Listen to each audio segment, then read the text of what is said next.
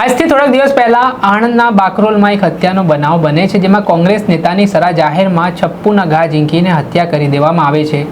આ ઘટનાએ સમગ્ર ગુજરાતભરમાં ચકચાર મચાવી હતી. આ ઘટનાને લઈને આપણે પત્રકાર તોફિક ઘાંચી સાથે વાતચીત કરીએ કે કેવી રીતે આખો બનાવ બન્યો છે, હત્યારાઓ અને કોંગ્રેસ નેતાની શું દુશ્મનાવટ હતી કે તેમને સરા જાહેરમાં રહેસી નાખવામાં આવ્યું. તમામ વિશે તેમનાથી જાણીએ કેટલીક માહિતીઓ છે જે તમારા સુધી હજી આ કેસને લઈને નથી પહોંચી. તોફિકભાઈ, આણંદ જિલ્લાના બાકરોલમાં સવારના સમયે કોંગ્રેસના નેતા મોર્નિંગ વોક ઉપર જાય છે ને આ દરમિયાન બે શખ્સો આવે છે જે સીધા આડેધડ ગળાના ભાગે, પેટના ભાગે ચરીના ઘા ઝીંકવા લાગે છે.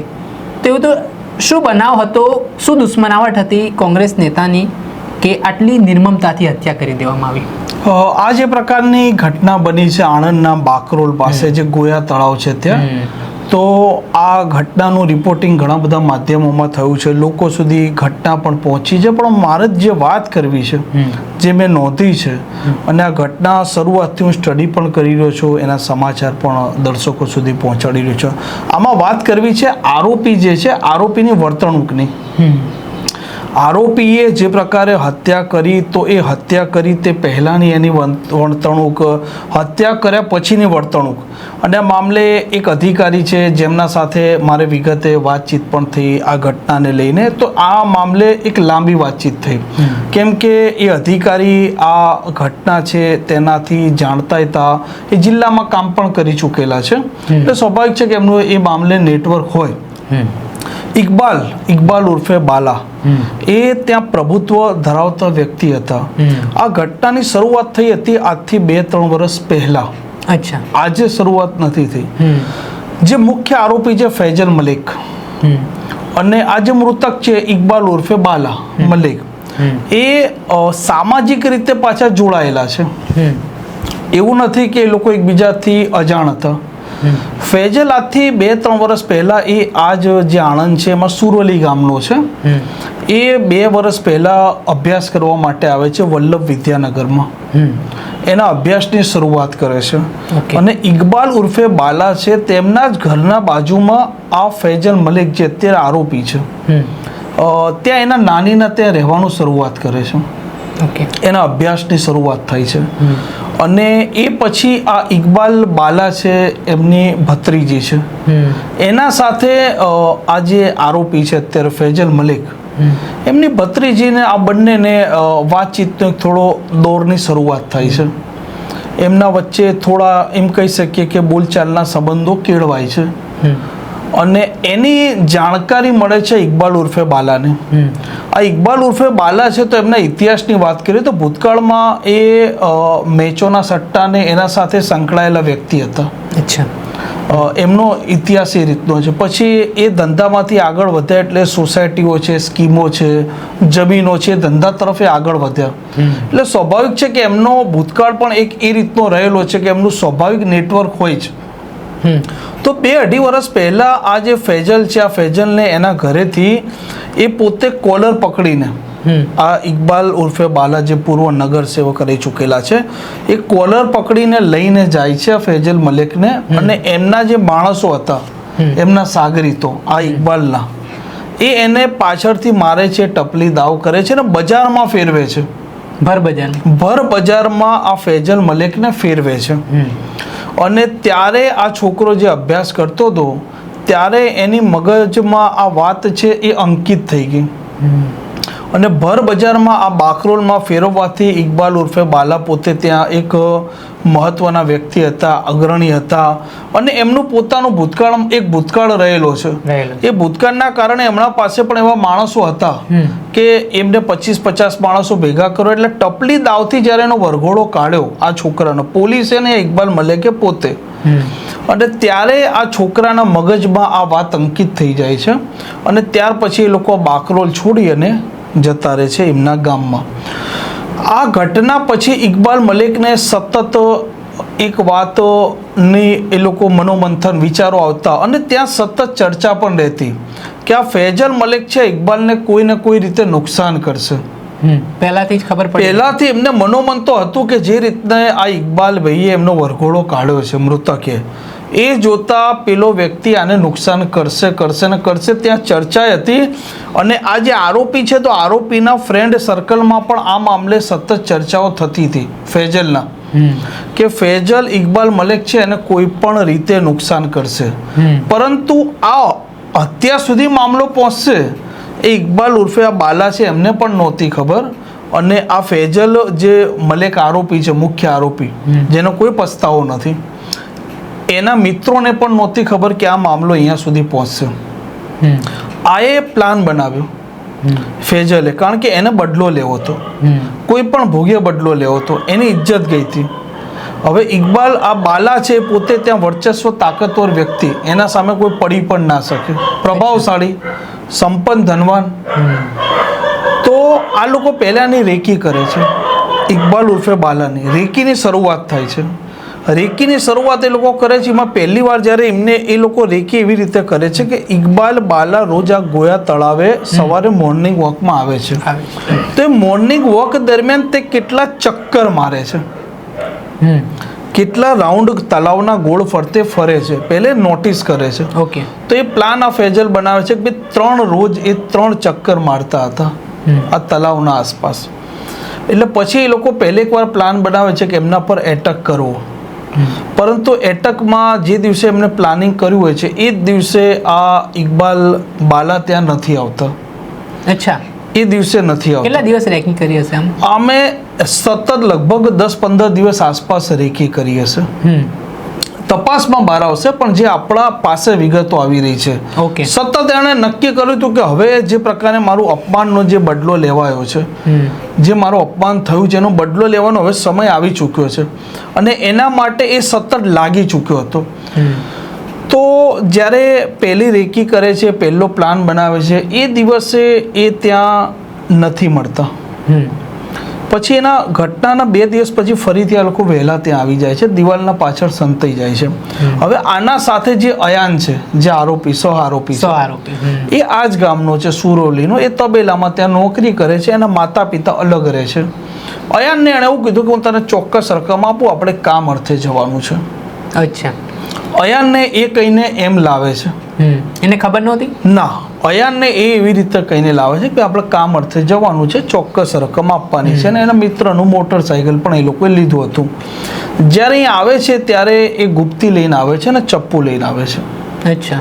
જેવા આ ઇકબાલ ઉર્ફે બાલા 2 રાઉન્ડ મારે છે એટલે સ્વાભાવિક છે કે ભાઈ આ આરોપી છે ને, આ આરોપી ભણેલો છે, અભ્યાસ કરતો હતો, એટલે એણે બધું સ્વાભાવિક છે કે કંઈક ને કંઈક એણે રિસર્ચ પણ કરેલું હોઈ શકે કે ભાઈ કોઈ વ્યક્તિ રાઉન્ડ મારે છે, એનું શરીર ભારે છે. ઇકબાલ ઉર્ફે બાલાની હત્યા થયા પછી આપણે ડેડ બોડી જોઈ તો એમનું શરીર ભારે હતું પણ હટ્ટું કટ્ટું હતું. હા. તો જેવા 2 રાઉન્ડ વાગે છે એટલે એણે ગણતરી કરી હતી કે વ્યક્તિ ચાલતો એટલે થોડો થાકી જાય, એટલે પ્રતિકાર ના કરી શકે. પ્લાનિંગ મુજબ. હા, એટલે પ્રતિકાર ના કરી શકે એટલે મને રાહ જોઈ કે હા 2 રાઉન્ડ થયા એટલે તરત એ સામે આવે છે. સામે આવ્યા પછી આ ફેજલ છે ને એ ઇકબાલ ઉર્ફે બાલાને પીઠના પાછળ ચપ્પાનો ઘા ચીકી દે છે, પાછળના ભાગે. અચ્છા. હવે આમાં ક્રાઇમ વાત એવી છે કે કોઈ પણ વ્યક્તિને જ્યારે પાછળના ભાગે આવી ગંભીર ઈજા થઈ જાય એટલે તરત પહેલે તો બ્લડ નીકળવાનું ચાલુ થઈ જાય અને એની 70% હિંમત છે ને તૂટી જાય, એ હિંમત ઓછી થઈ જાય પ્રતિકારની. બ્લડ ચાલુ થઈ ગયું તો પછી આ બંને વચ્ચે ઝપાઝપી થાય છે, ઇકબાલ બાલા વચ્ચે અને ફેજલના વચ્ચે ઝપાઝપી થાય છે. ઇકબાલ ને પેલો ગુપ્તી મારવાનો પ્રયાસ કરે છે, પરંતુ એ દરમિયાન આ પોતે જે આરોપી છે, જે ફેજલ, એ ફેજલની 3 આંગળીઓ કપાઈ જાય. એ ઝપાઝપીથી જ કપાય છે ને એના હાથથી જ કપાય છે. જે ગુપ્તી છે એના હાથે વાગે છે ને એની 3 આંગળીઓ કપાઈ ગઈ છે, જે કાઢી નાખેલી. એ દરમિયાન આ ફેજલને અહીંયા બધે વાગે છે હાથમાં, ગુપ્તી ને એ બધું એને ખાસું વાગેલું છે.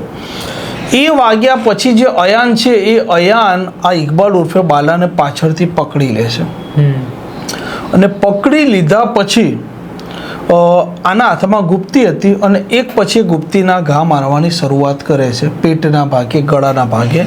ઇકબાલ ઉર્ફે બાલા ઠસડાઈ પડે છે અને આ ફૈઝલના મનમાં એ હદ સુધી બદલાની ભાવના જન્મી ચૂકી હતી. એ હદ સુધી તેને અપમાનનો બદલો લેવો હતો કે ઇકબાલ ઉર્ફે બાલા પોતે ત્યાં ઠસડાઈ પડ્યા તેમ છતાં એક પછી એક એણે ગુપ્તીના ઘા મારી રાખ્યા. જે તમે ફોટામાં જુઓ છો ભાઈ, જે અવયવો છે બહાર આવી ગયા છે, એ સતત એણે માર્યા અને ત્યાંથી એ લોકો પછી ભાગી જાય છે.